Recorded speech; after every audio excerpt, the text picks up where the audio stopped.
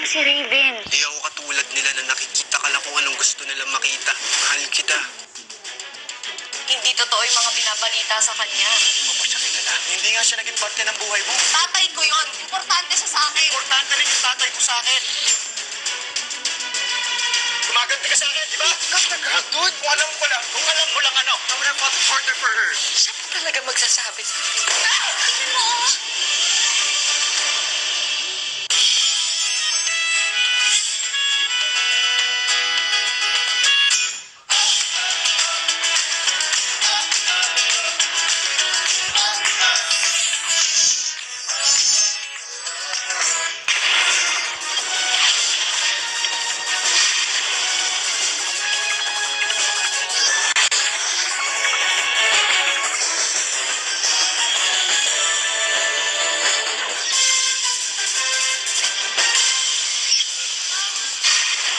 Magandang araw ka pamilya, nagbabaga mga balita, pumuputo ka mga storya ngayong araw.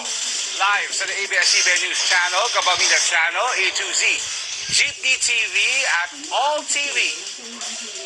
Mga impormasyon mahalaga live din sa YouTube at TikTok. No more, no less. Sa tinang TV Patrol Express.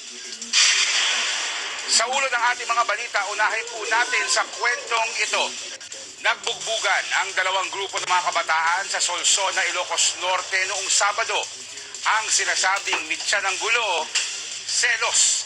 Sa CCTV video, panoorin po natin, dumating sa bakanting lote sa barangay Bagbago ang mga binatilyo sakay ng dalawang tricycle.